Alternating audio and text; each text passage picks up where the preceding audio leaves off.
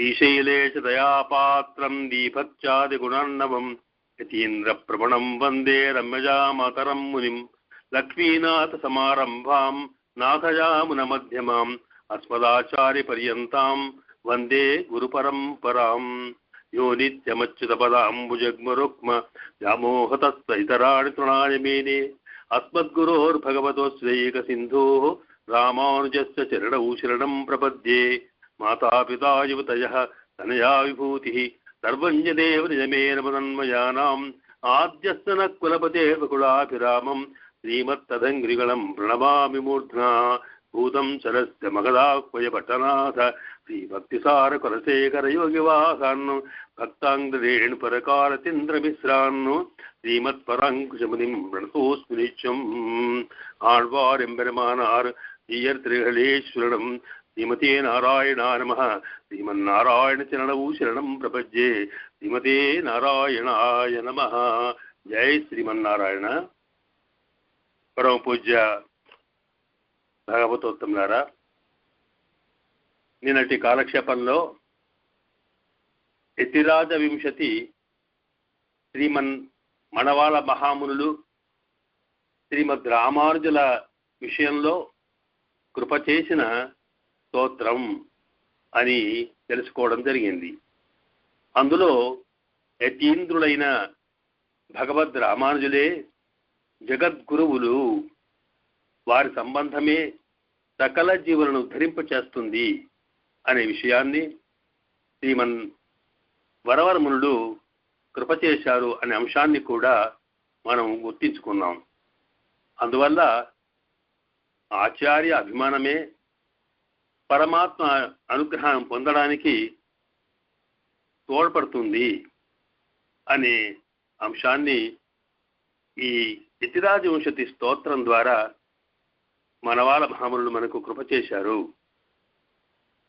దీన్ని ఈ స్తోత్రానికి తనియగా అంటే ప్రత్యేకమైన శ్లోకంగా శ్రీమన్ మనవాళ మహామునులని ప్రార్థన చేస్తూ ఒక శ్లోకం కృప చేయబడింది వారి శిష్యుల ద్వారా. దాన్ని ఈ స్తోత్ర ప్రారంభం కన్నా ముందు ఆ శ్లోకాన్ని అనుసంధించుకోవడం అనేది మనకు సంప్రదాయం. ఆ స్తోత్రం ఇలాంటి ఉంటుంది. యస్తుతిం యతిపతి ప్రసాదినిం యజహార యతిరాజ వింశతిం సంప్రపన్న జనచాతకంబుదం నౌమి సౌమ్య వరయోగి పుంగవం అనే ఈ శ్లోకంలో యతిరాజ వింశతి అనుసంధించుకోవడం వల్ల యతిరాజుల యొక్క కృప చక్కగా మనకు కలుగుతుందని, ఈ యతిరాజ వింశతిలో యతీంద్రులైన ఆచార్య వైభవం చెప్పబడిందనంటూ శ్రీమన్ మనవాళ మహాముల యొక్క శిష్యరత్నమైనటువంటి ఎరుంబియప్ప అనేవారు మనవాళ మహాముల యొక్క దినచర్య, పూర్వ దినచర్య, ఉత్తర దినచర్య అనేటువంటి గ్రంథాన్ని రచిస్తూ అందులో వారు యతీంద్రుల యొక్క వైభవాన్ని తెలిపి ఈ యతిరాజ వింశతి ఎలాగా దాన్ని రచించారో దాన్ని దృష్టిలో పెట్టుకుని ఈ శ్లోకాన్ని రాశారు. అందువల్ల ముందుగా మనవాళ మహాముల ప్రార్థనతో ఈ యతిరాజ వింశతి ప్రారంభం జరుగుతోంది. ఇక ఆ తర్వాత దాని అర్థాన్ని నిన్న మనం సేవించాం. ఆ తర్వాత నిజమైనటువంటి అంటే మనవాళ మహామునుడు కృప చేసినటువంటి యతిరాజ వింశతిలో మొదటి శ్లోకం ఇది. శ్రీ మాధవంఘ్రి జనజధ్వజ నిత్యసేవా ప్రేమావిలాసయ పరాంకుశ పాదభక్తం కామాదిదోషకరం ఆత్మపదాస్థితానం రామానుజం యతిపతిం ప్రణమామి మూర్ధ్నా. దయచేసి దీన్ని మీరు కూడా అనుసంధిస్తే సంతోషం. దాసుడు దీన్ని చెబుతాడు. శ్రీమాధవ అంఘ్రి జలజధ్వజ నిత్య సేవా ప్రేమావిలాసయ పరాంకుశ పాదభక్తం పాదపద్మం కామాదిదోషకరం కామాదిదోషకరం ఆత్మపదాశ్రితానాం ఆత్మపదార్చితానాం రామానుజం రామానుజం యతిపతిం యతిపతిం ప్రణమామి మూర్ధ్నా. ప్రణమామి మూర్ధ్నా. ఈ శ్లోకము, ఆ తర్వాత మరొక శ్లోకము, ఈ రెండు శ్లోకాలు కూడా యతిరాజ వింశతి యొక్క ప్రారంభాన్ని చేసేటువంటి మంగళ ఆచరణ శ్లోకాలుగా భావిస్తారు. సామాన్యంగా ఏ కార్యక్రమాన్ని మనం ప్రారంభించుకున్నా మంగళ శుభాన్ని కోరుతూనే ప్రారంభించాలి కనుక అదే దృష్టితో శ్రీ వరవరమునులు తాము ఈ శ్లోకంతో మరొక శ్లోకాన్ని కూడా కలుపుకొని ఈ గ్రంథానికి నిర్విఘ్నంగా సమాప్తి కావాలి అనే ఉద్దేశంతో వారు ఈ శ్లోకంలో మంగళ ఆచరణం చేశారు, శుభాన్ని కోరుతూ చేశారన్నమాట. అయితే ఇక్కడ మంగళాచరణం అనేది ప్రధానంగా ఆచార్య వైభవాన్ని చెప్పేటువంటి ఈ స్తోత్రం కనుక ఆచార్య నమస్కారంతో, గురువందనంతో, ఆచార్య వందనంతో ఈ శ్లోకం ప్రారంభింపబడుతూ ఉన్నది. సాధారణంగా భగవత్ వందనం కార్యం గురువందన పూర్వకం అని మనకు నానుడి ఉంది. భగవత్ కార్యక్రమాన్ని మనం ప్రారంభించే ముందు లేక సర్వేశ్వరునికి మనము శరణాగతి చేసే ముందు ఆ సర్వేశ్వరుడి యొక్క అనుగ్రహం వల్ల మనకు అందినటువంటి ఆచార్యులకు ముందుగా ప్రణామం చేయాలని, అది చేసి తద్వారానే సర్వేశ్వరుణ్ణి ఆశ్రయించాలనేటువంటి ఒక సంప్రదాయం ఉంది కనుక ఆ దృష్టితో కూడా ఆచార్యవందనం చేయాల్సి ఉంటుంది. అయితే ఇది ప్రత్యేకంగా ఈ స్తోత్రం జగద్గురువులైన ఎదిరాజులైనటువంటి భగవద్ రామానుజుల వారి యొక్క అనుగ్రహం కోసం ప్రారంభపడింది కనుక ఒక శ్లోకం కాకుండా ఈ శ్లోకంతో పాటు ఆ తర్వాత వచ్చే శ్లోకంలో కూడా స్వామి యొక్క శరణాగతి చేస్తూ గురువందనం చేయడం జరిగింది. అది ఎలా జరిగిందో ఈ శ్లోకంలో మనం చూసే ప్రయత్నం చేద్దాం. శ్రీమాధవంగి జలజద్వయ నిత్యసేవా ప్రేమాభిలాసయ పరాంకుశ పదభక్తం కామాది దోషకరం ఆత్మపదాశ్రితానాం రామానుజం యతిపతిం ప్రణమామి మూర్ధ్నా. రామానుజం యతిపతిం ప్రణమామి మూర్ధ్నా అంటూ స్తోత్రకారులైన శ్రీమన్ మనవర మహామునుడు ఆచార్యుడైన భగవద్ రామానుజుల వారికి తల వంచి నమస్కరిస్తున్నారు. ప్రణమామి మూర్ధ్నా. తల వంచి నమస్కరించడం అంటే తలలో ఉండేటువంటి తల అనేది సర్వ విధములైన మన భావాలకి, మన ఆలోచనలకి అది మూలకందం కనుక తల వంచడం అంటే సర్వ రకములైన భావములన్నీ కూడా ఆచార్యుల యొక్క పాదములన్నీ ఉంచి వారిని భావిస్తూ నేను జీవిస్తున్నాను అని చెప్పడం కోసమే అందులో ప్రణమామి మూర్ధన అన్నారు. పట్టిగా నమామి అంటేనే నమస్కారం చేయడం.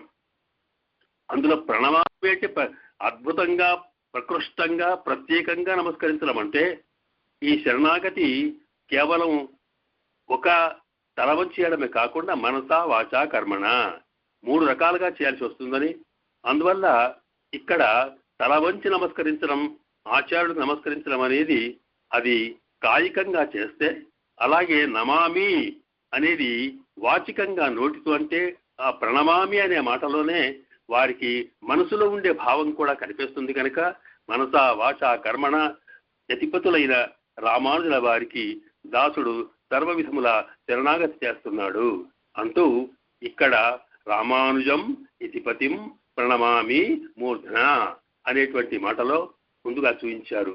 అయితే ఇక్కడ సామాన్యంగా ఈ శ్లోకంలో మనకు 2 రకాల సిద్ధాంతాలు కనిపిస్తున్నాయి. ఒకటేమో సర్వేశ్వరుడి విషయంలో చేసే శరణాగతి, రెండవది ఆచార్యుల విషయంలో చేసే శరణాగతి. ఇక్కడ మొదటి పాదంలోనేమో శ్రీ మాధవాంగ్రి జలజద్వయ నిత్యసేవా ప్రేమావిలాసయ పరాంకుశ పాదభక్తమని ముందు పరాంకుశుల వారి యొక్క వైభవం చెప్పడం జరిగింది. పరాంకుశులు అంటే నమ్మాళ్ళవార్లు. వారికి పరాంకుశులు అని పేరు. పరుడు అంటే పరమాత్మ. ఆ పరమాత్మ ఒక ఏనుగలాంటి వాడు. సామాన్యంగా ఎవరికి అందకపోవచ్చు. కానీ అంకుశం అంటే మదించిన ఏనుగను ఏ రకంగా అంకుశంతో దాన్ని స్వాధీనం మావుటివాడు చేసుకుంటాడో అలాగే అద్భుతమైనటువంటి స్వాతంత్రతో పరిపూర్ణుడైన సర్వేశ్వరుడు శ్రీహపతి శ్రీమన్నారాయణుని నిజమైనటువంటి ప్రపన్నుడు ఏం చేస్తాడు? తనకుండే భక్తి, జ్ఞాన, భక్తి, వైరాగ్యములనే అంకుశంతో ఆయనను స్వాధీనపరుచుకుంటాడు. సాధారణంగా సర్వేశ్వరుడు స్వతంత్రుడే అయినా ఆయన భక్తుల విషయంలో పరతంత్రుడవుతాడట. అందుకొరకే మనకి విష్ణు సహస్రనామంలో ఆయనకు నామాలు చెబుతూ అక్కడ విజితాత్మ, విధేయాత్మ అని 2 మాటలు కనిపిస్తాయి. విజితాత్మ అన్నప్పుడేమో ఆ సర్వేశ్వరుణ్ణి మన యొక్క జ్ఞాన, భక్తి, వైరాగ్యములతోనో ప్రపత్తితోనో ఆయనకు మనం ఆయన యొక్క కృపను గెలిచే ప్రయత్నం చేస్తే ఆ తర్వాత విధేయాత్మ ఆయనే మనకు విధేయుడైపోతాడట. ఎంత విధేయుడవుతాడంటే ఏది చేయమంటే అది చేస్తాడు. అందువల్ల ఇక్కడ చెప్పేటప్పుడు అలాగే శ్రీమన్నమ్మాడు వారు తమ యొక్క పరభక్తి, పరజ్ఞాన, పరమాభక్తుల ద్వారా ఆ సర్వేశ్వరుణ్ణి సేవించుకునే ప్రయత్నం చేస్తూ వారిని మనసును గ్రహించుకుని వారిని తమవారుగా చేసుకున్నారు కనుక దానికి పరాంకుశులు అని పేరున్నమాట. అలాగే ఇక్కడ రమ్మాళ్ వాళ్ళు కేవలం తాము అనుగ్రహించినటువంటి దివ్య ప్రబంధముల ద్వారా తమ కొరకే కాకుండా భగవత్ కళ్యాణ గణముల యొక్క వైభవాన్ని చెప్పడమే కాకుండా అది లోకానికి కూడా ఉపదేశాత్మకంగా ఉంది. అందులో ప్రధానంగా సామగాన రూపమైనటువంటి తిరువాయుమొഴി అయితే ఉందో అది లోక ఉపదేశం కోసమే చేయబడింది అని మనకు పూర్వాచార్యులు చెబుతున్నమాట. అందువల్ల ఆ ఉపదేశంలో ఏం చేస్తున్నారు?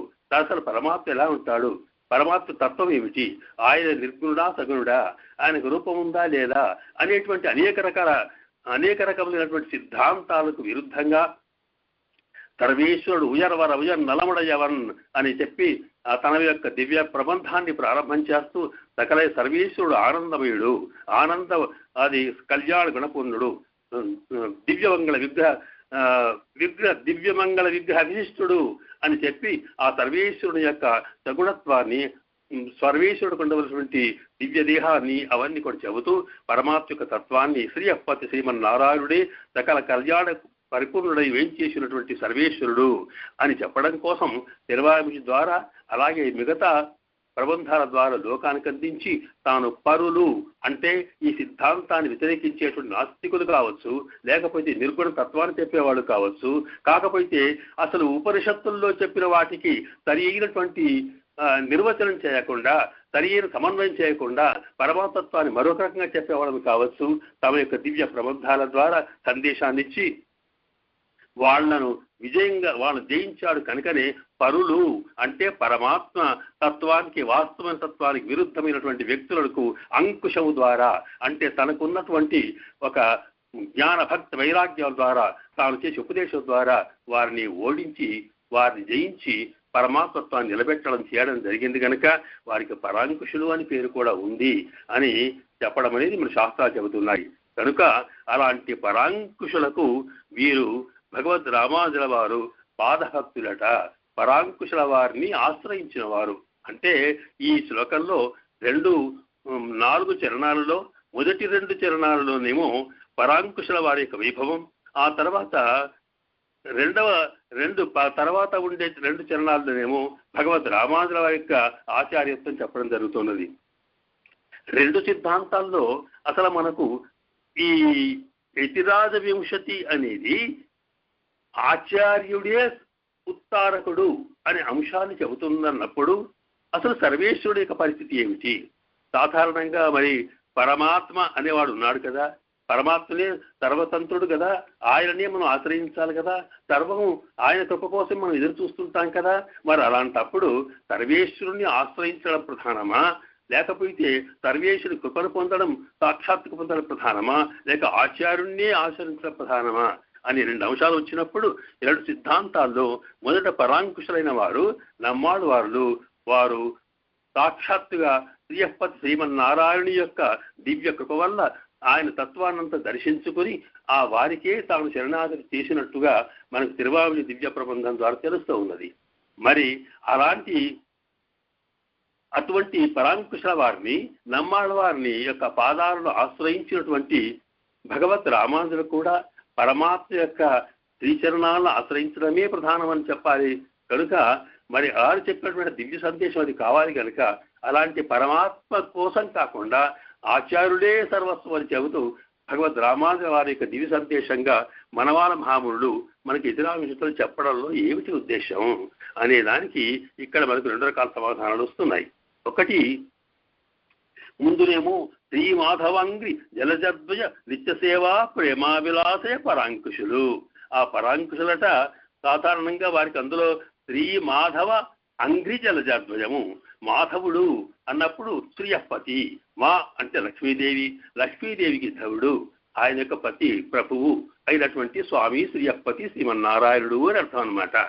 అయితే ఇక్కడ ఒక విచిత్రమైన అంశం ఏమిటంటే సర్వేశ్వరుడు అంతటి అఖిలాండ కోటి బ్రహ్మాండ నాయకుడి, సర్వేశ్వరుడు సర్వజ్ఞుడు సర్వనియంత అయినప్పటికీ కూడా ఆయనని ఏ పేరు పెట్టి పిలవాలో ఎక్కడా లేదే. సాధారణంగా ఆ స్వామిని గుర్తించాలనుకున్నప్పుడు అమ్మవారి ద్వారానే గుర్తించడం తప్ప ఆయనకి ఏది నామం ఏ పేరును పెట్టి పిలవాలన్నా ఏదో స్వామికి సంబంధించిన భక్తుల ద్వారానో లేక అమ్మవారి ద్వారానో పిలవడం తప్ప స్వామికి స్వయంగా ఎక్కడా ప్రత్యేకమైన ఒక తిరునామం ఉన్నట్టుగా కనిపించదు.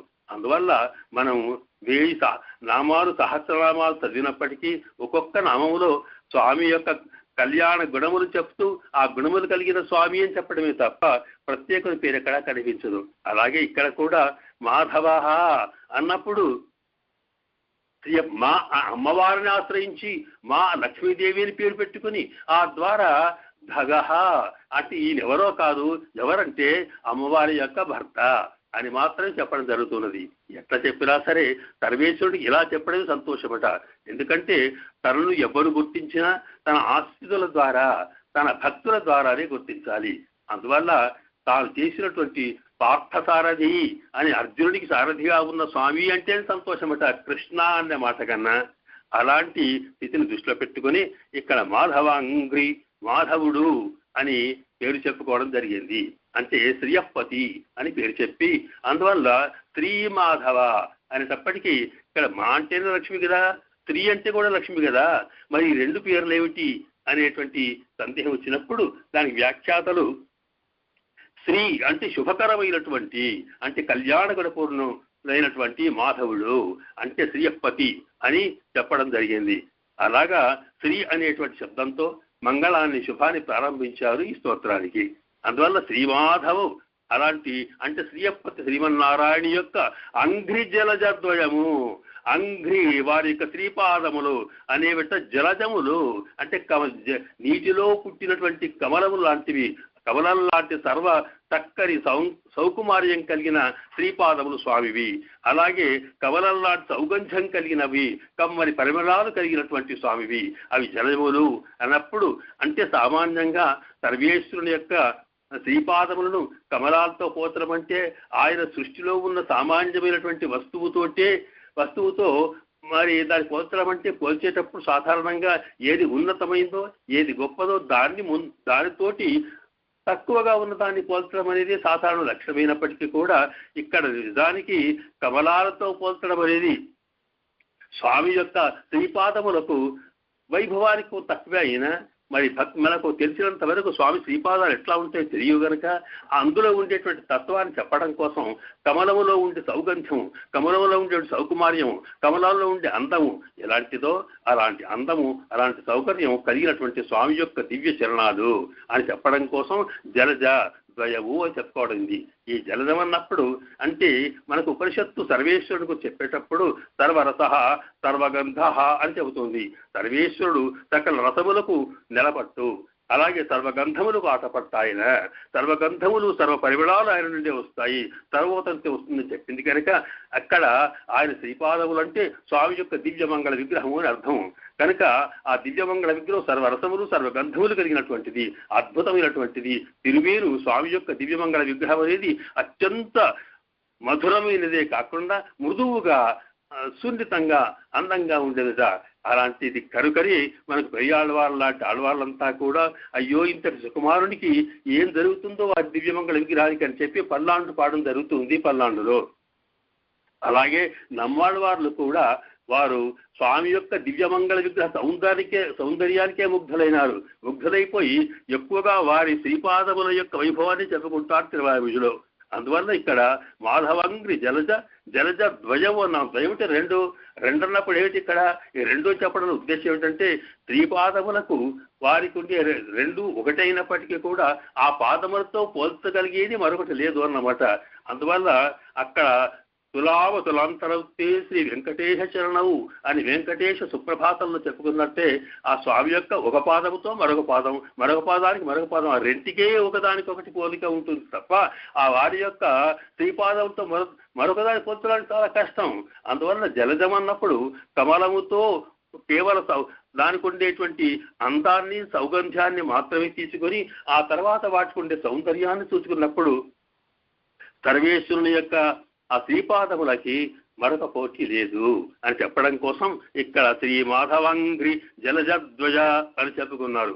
ఆ స్వామి యొక్క తిరువడిహళ్లలో నిత్య సేవ ప్రేమ విలాసయం, నిత్య సేవ ఎప్పటికీ కూడా సేవ చేయాలనేటువంటి తపన పడ్డారు పరాంకుశులు. నిత్యం అంటే ఇంకా ఎప్పటికి కూడా ఒడివెలుగాలమెల్లాం ఉడనాయమని ఎప్పటికి కూడా అడవిలా వడివై చెయ్యి వేడున్నాం స్వామి వెంకటేశ్వర స్వామిని ప్రార్థిస్తూ తిరువాయులో అక్కడ నమాడవాలంటారు స్వామి ఎప్పటికీ కూడా నిరంతరం నీ సేవని ఎప్పటికీ చేస్తూ ఉండేట్టుగా కృప చేయమని ప్రార్థించారే, అదే చెప్పడం కోసం ఇక్కడ నిత్య అంటే ఎల్లప్పటికీ సేవ, వారి యొక్క సేవ చేయడం అనేటువంటి దాంట్లోనే నమ్మాడు వాళ్ళకి ప్రేమ, అద్భుతమైన ప్రేమ ఉందట.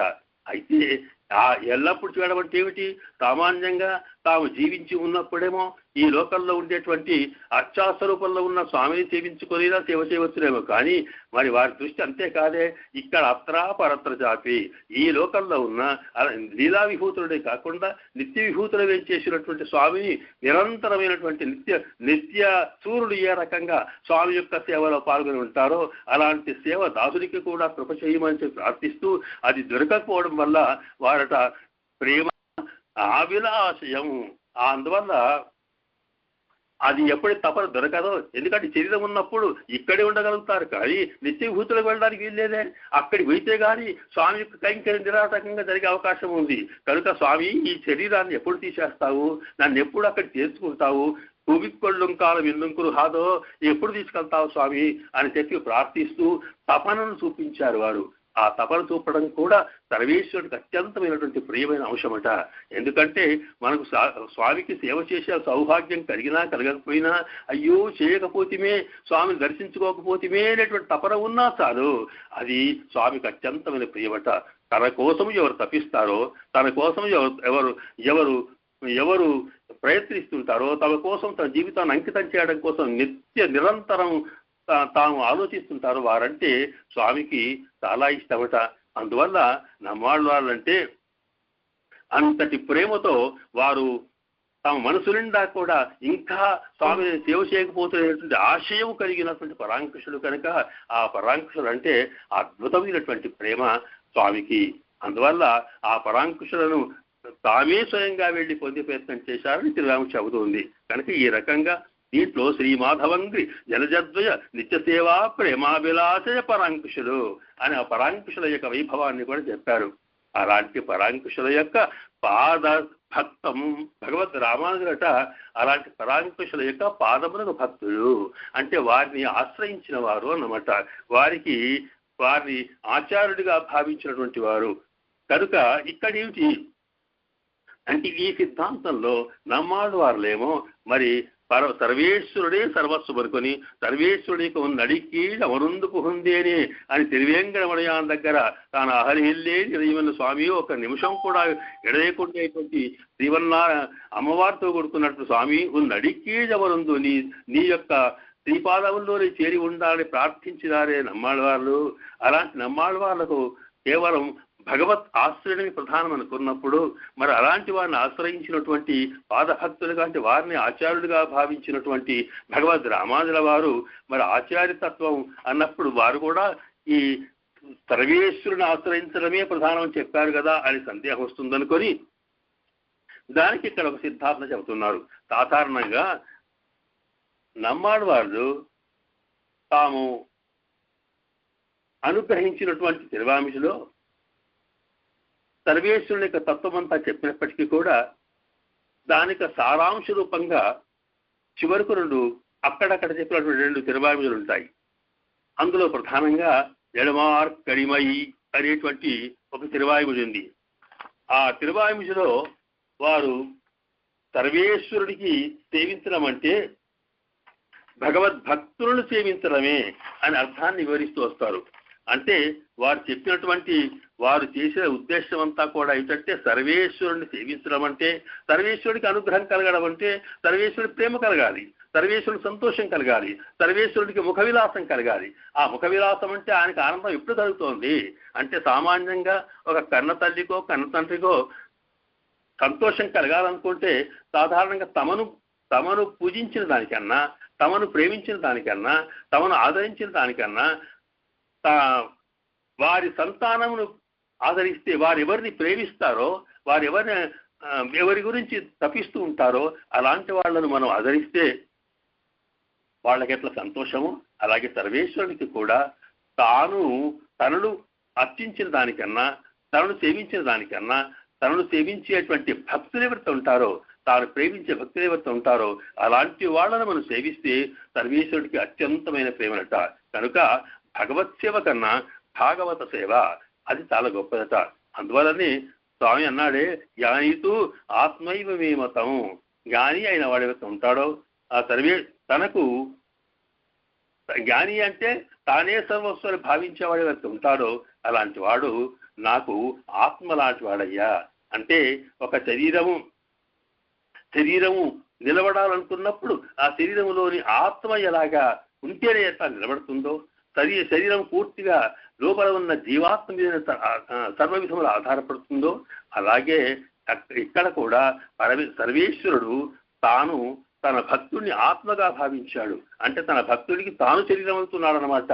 అంటే తాను తన భక్తునిపై ఆధారపడుతున్నాడు అన్నమాట. అందువల్ల సర్వేశ్వరుడికి అంటే భక్తునికి చేసేటువంటి ఆనందం భాగవతోత్తముడికి చేసేటువంటి సేవనే పరసేవగా భావించాడు ఆయన. అందువల్ల ఇది రహస్యం. ఈ రహస్యాన్ని తిరువామిజులో చెప్పుకుంటూ అదే మాటలు వారు చెప్తారు. ఆ నెడిమార్కడిమయ్య అని తిరువామిజులో వారు అంటారు ఈ ఐశ్వర్యముల కన్నా లోకంలో ఉండే ఐశ్వర్యం మనం అసలు మనిషికి కావాల్సిన పురుషార్థం ఏమిటి, మనకు కావాల్సిన ఫలితం ఏమిటంటే లోకములో ఉండే భౌతిక వస్తువుల కన్నా సాధారణంగా పరమాత్మ సేవ అనేది గొప్పది అని చెబుతూ పరమాత్మ సేవ కన్నా కూడా భగవద్భక్తుల యొక్క సేవ భగవద్భక్తులను ఆశ్రయించడమే అత్యంతమైనటువంటి పురుషార్థము అని వారు దాంట్లో తేలుస్తారు. ఆ విషయం చెబుతూనే అక్కడ అంటారు వారు నిలమార్కడమే తిరువామిషలో అవన్ అడియారడియేన్ కూడమిదువల్లాళ్ళు వియన్మూలహుం పెరుడువే అవన్ అడియారడియేన్. అసలు సర్వేశ్వరుని యొక్క దాసుల యొక్క అడియే వారికి శ్రీపాదములనే మనం సేవిస్తే చాలు. ఇక నాకు వియన్మూలహున్ లోకములో వారు కలిస్తే చాలు. లోకములు ఉండే 3 లోకాల్లో ఉండే వైభవం కూడా అక్కర్లేదన్నారు వారు. అంటే దాన్ని బట్టి ఏం తెలుస్తుంది. అట్లాగే అవన్ అడియార్ సిరుమామనిసర్ ఎన్నై అవన్ అడియార్ సిరుమామనిసర్ ఎన్ గోకల్. ఎవరైతే స్వామి యొక్క దాసులై ఉన్నవారో చూడడానికి చిన్నగా ఉన్న జ్ఞానవృద్ధులో అలాంటి జ్ఞానవృద్ధులైనటువంటి భాగవతోత్తమ ఎన్ గోకల్ నాకు స్వాములు అంటూ నెడుమార్కడిమయ్యని తిరువామిషులో వారు కృప చేశారు. అంటే ఆ దాని యొక్క సారాంశం తేల్చినటువంటి పూర్వాచారులంతా కూడా నిర్ణయించినటువంటి అంశం ఏమిటి అంటే ఎంతసేపు పరమాత్మిక వైభవం చెప్పినా సర్వేశ్వరునికి సేవ చేయడం అంటే భగవద్భక్తులకు సేవ చేయడమే, సర్వేశ్వరుని యొక్క అనుగ్రహం పొందడం అంటే భక్తుల యొక్క అనుగ్రహం పొందడమే అని వారు తీర్చారు. కనుక దాన్ని దృష్టిలో పెట్టుకొని ఇక్కడ పాదభక్తం అలాంటి ఇక్కడ పరాంకుశుల యొక్క పాదములకు భక్తులుగా ఉన్నారు భగవద్ రామానుజులు అన్నారు. అంటే పరాంకుశులనే ఆచార్యులుగా సేవించారన్నమాట.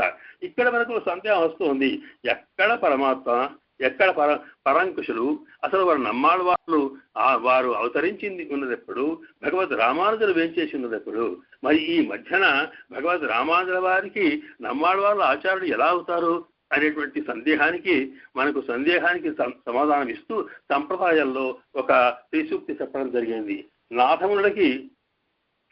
శ్రీమన్నాథములకు తాము యోగం ద్వారా తపస్సు ద్వారా నమ్మాడు వాళ్ళను వారు సాక్షాత్కరించుకొని దివ్య ప్రబంధాలను పొందేటువంటి సందర్భం వచ్చినప్పుడు నమ్మాడు వారు స్వయంగా భవిష్యత్ ఆచార్య విగ్రహంగా, అంటే రేపు ఇక ఈ సిద్ధాంతాన్ని విశిష్టాద్వైత సిద్ధాంతాన్ని ఉపనిషత్ సిద్ధాంతాన్ని నిలబెడుతూ దాన్ని ముందుకు తీసుకెళ్తూ లోకంలో ప్రచారం చేయగలిగేటువంటి గొప్ప ఆచార్యులు అవతరించబోతున్నారు అంటూ వారికి స్వప్నంలోనే చూపించి అక్కడ వారి భవిష్యత్ ఆచార్య విగ్రహాన్ని వారు కృప చేశారట.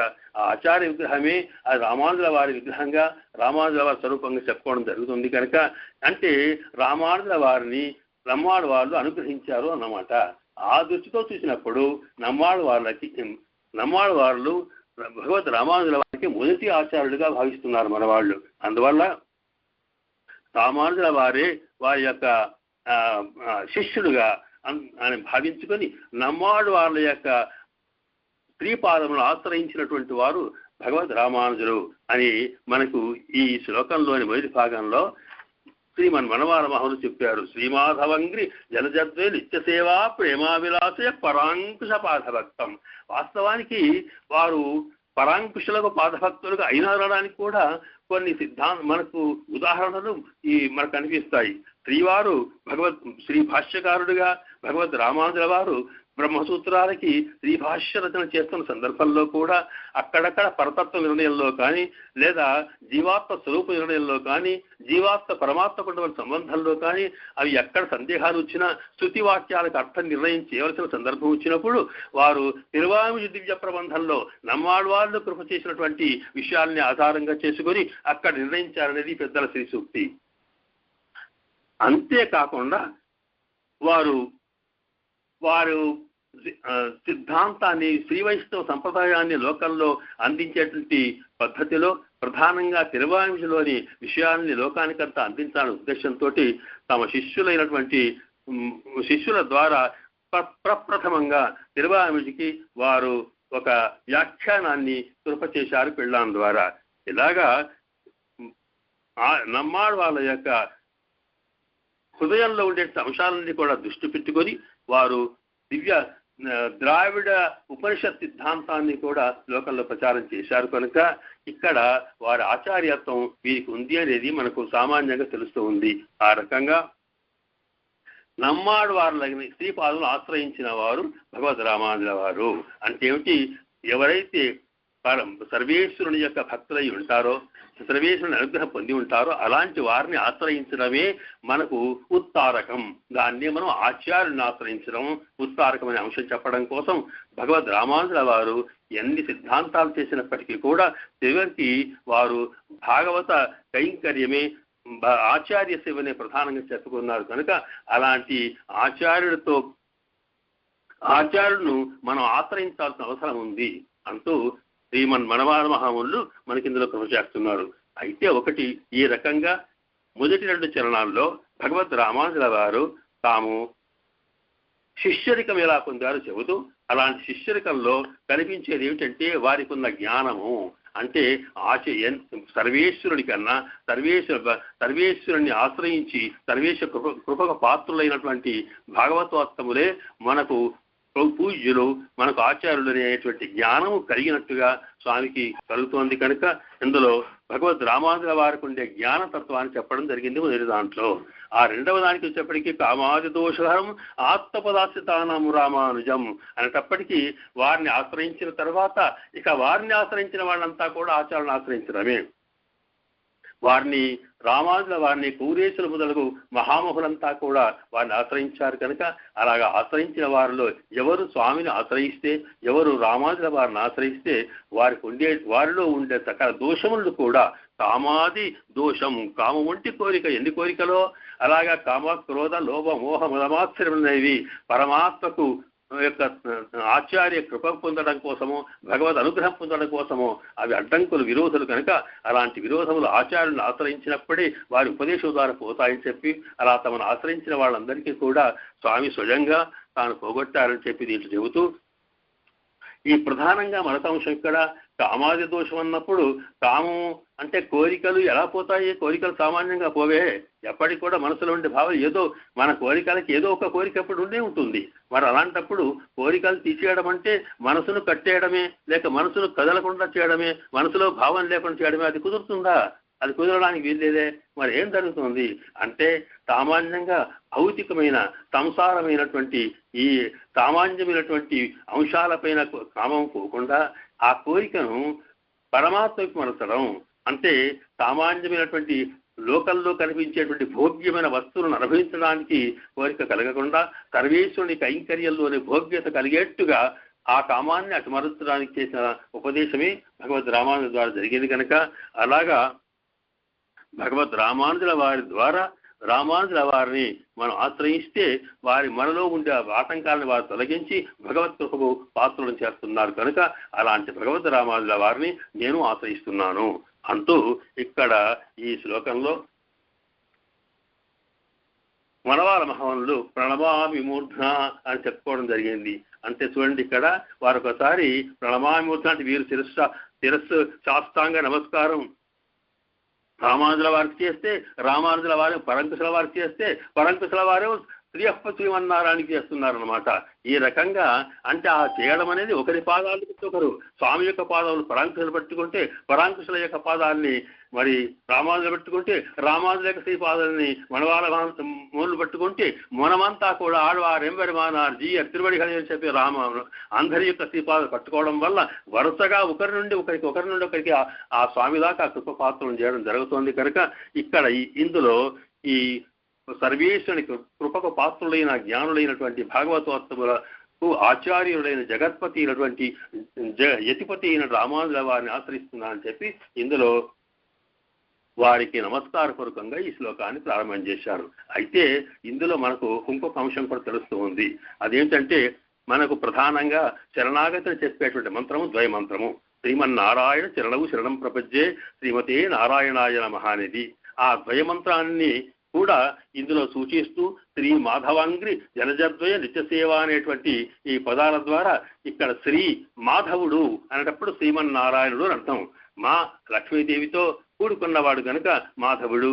ఆ మాధవో భక్తవత్సల అని భక్తుల పాలిట వాత్సల్యం చూపగలిగే స్వామి శ్రీమన్నారాయణుడు అని చెప్పి ఆ మాధవాన్ని శ్రీమన్నారాయణ శబ్దం చెప్పి అట్లాగే ఇక్కడ అంగ్రి జలజద్వయ అంగ్రి జలజం ద్వయం అనేటప్పటికీ చరణవు శరణం ప్రపద్యే అనేది అట్లాగే శ్రీమాధవ అని చెప్పేటప్పుడు శ్రీమతే నారాయణాయ అనేటువంటి లక్షణం చెప్పడం, తర్వాత మూర్ధనా ప్రణమామి అన్నప్పుడు పాదభక్త వారికి కైంకర్యించడం అనేది జరుగుతుంది కనుక దయమంత్రంలో ఉన్నటువంటి శ్రీమన్నారాయణ చరణవు శరణం ప్రపంచే శ్రీమతే నారాయణాయ నమః అనేటువంటి స్వామియే శ్రీదేవి పురుషకారంతో స్వామిని సేవించడమే మనకు ఆశ్రయించడానికి ప్రపత్యాడు ప్రధానమనుకొని ఆ భావనతోటి మనం స్వామి యొక్క కృప కలిగినప్పుడు మిథున కైంకర్యం అంటే లక్ష్మీ నారాయణుడిద్దరు ఏం చేసిన స్వామికే మనం కైంకర్యం చేయడం, అలా కైంకర్యం చేసేటువంటి భక్తులని మనం ఆశ్రయించడం అనేది ఇందులో ముఖ్య తాత్పర్యంగా మనకి ఈ శ్లోకాల్లో చెప్పడం జరిగింది. శ్రీమాధవంగ్రి జలజద్వయ నిత్యసేవా ప్రేమాభిలాషజ పరంకుశ పదభక్తం కామాది దోషకరం ఆప్తపదాశ్రితానాం రామానుజం యతిపతిం ప్రణమామి మూర్ధనా. శ్రీమాధవంగ్రి జలజద్వజ నిత్యసేవ ప్రేమాభిలాషజ పరంకుశ పదభక్తం కామాది దోషకరమాత్మపదాశ్రితానాం రామానుజం యతిపతిం ప్రణమామి మూర్ధనా. శ్రీరంగరాజచరణంబుజ